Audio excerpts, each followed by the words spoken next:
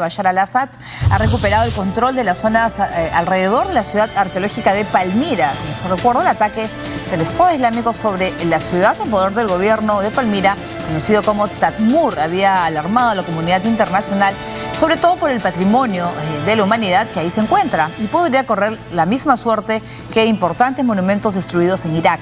La zona de Palmira también es estratégica porque está entre las ciudades de Homs y Damasco.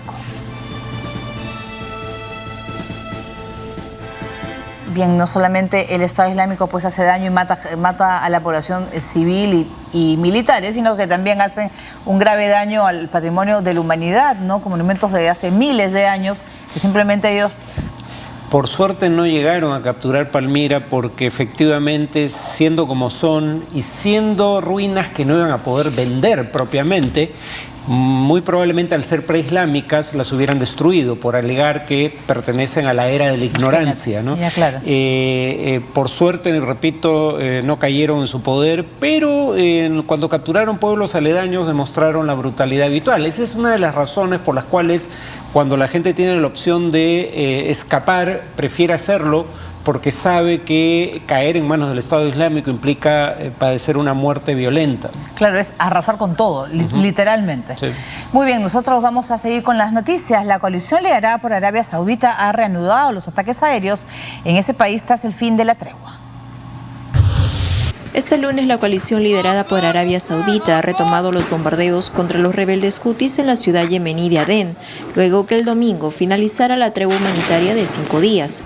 Horas antes, desde Arabia Saudita, el enviado de la ONU a Yemen, Ismail Ould-Sheikh Ahmed, instó a las partes beligerantes en el conflicto a extender el periodo de tregua por otros 5 días más.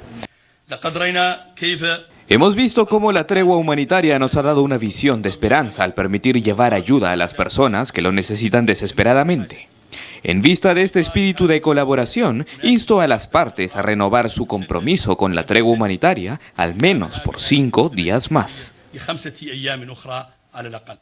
Durante una conferencia de crisis en Riyadh, el exiliado presidente Abu Mansur Hadi también se pronunció sobre la manera de poner fin a la agitación política en el país y el temor de que los hutis aprovechen la tregua para expandirse. En esa línea instó a las fuerzas hutis aliadas de Irán a abandonar las ciudades capturadas. Es necesario trabajar para lograr los objetivos estratégicos de la Operación Tormenta Decisiva y la Operación Restaurar la Esperanza, para lograr la retirada de las milicias de las ciudades que ocuparon y no dejar que las milicias se aprovechen de la ampliación de una tregua para matar civiles. Sin embargo, Irán, actor indirecto de este conflicto, ve remota la posibilidad de una nueva oferta de alto el fuego. Por ello ha pedido el auspicio de la ONU para un diálogo de paz. Los objetivos de la mayoría de ataques han sido las zonas civiles y es lamentable que eso haya continuado. Es lamentable que el bombardeo de pistas y aeropuertos haya sido un problema para la entrega de asistencia humanitaria. Hacemos un llamado a Naciones Unidas a utilizar todas sus vías para extender el alto al fuego. Desde el 26 de marzo, fecha en la que la coalición árabe que dirige Arabia Saudí inició sus bombardeos en el terreno, cerca de 1.500 personas han muerto, 300.000 se han visto obligadas a dejar sus hogares y 12 millones de 25 no cuentan con alimentos. En paralelo, los rebeldes hutis y fuerzas progubernamentales han continuado combatiendo en la zona, afectando los canales de abastecimiento de productos y combustible.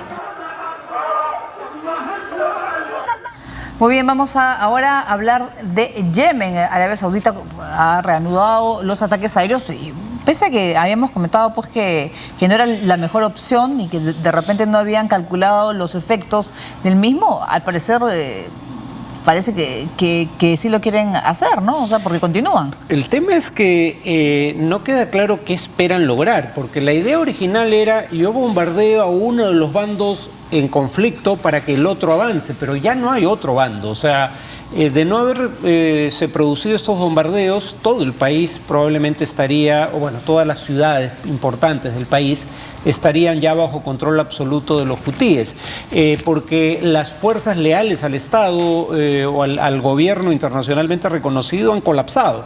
Entonces, Una de dos, o van a crear una nueva milicia, cosa que les puede tomar mucho tiempo, o van a utilizar sus propios soldados. Si no están dispuestos a hacer ninguna de las dos cosas, y probablemente no puedan hacerlo primero y no estén dispuestos a hacerlo segundo, simplemente van a tener que buscar una negociación, porque de otra manera pueden bombardear per secula seculorum y el control territorial no va a variar. Claro, pero por ejemplo, ¿de qué manera puede afectar, y se sabe, la presencia de Al-Qaeda en Yemen?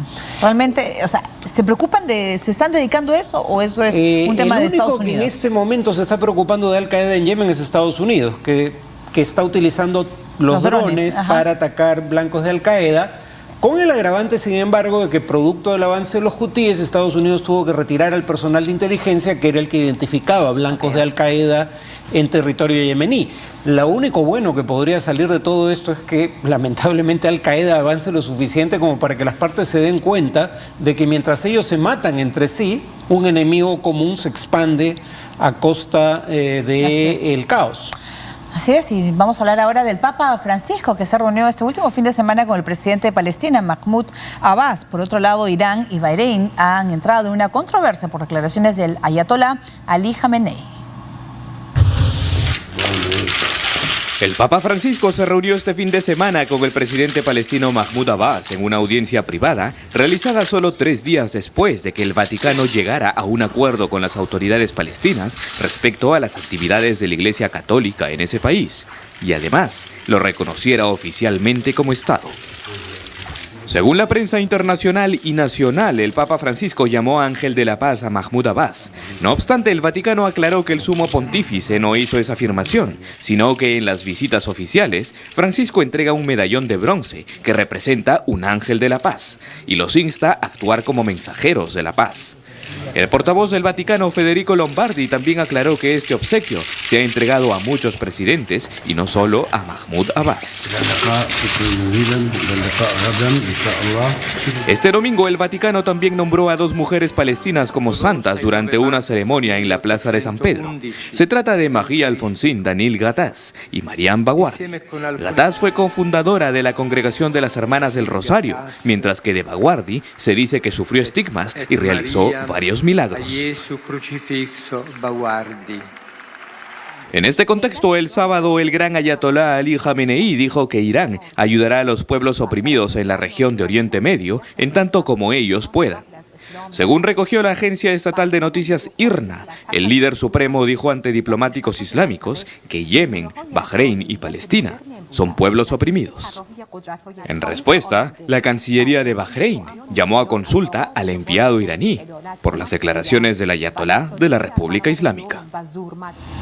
Muy bien, y vamos a hablar pues de la visita del presidente de Palestina al Papa Francisco, luego pues que el Vaticano reconociera como Estado a Palestina, ¿no? Y eso es un gesto, ¿no? También el Papa, un gesto conciliador, ¿no? Y eso lo ha demostrado en otras oportunidades. Sí, yo diría que acá hay 2 o 3 objetivos, ¿no? El primero es en un contexto en el que ahora hay un gobierno israelí que oficialmente ha desestimado la opción de 2 estados para 2 pueblos, el israelí y el palestino.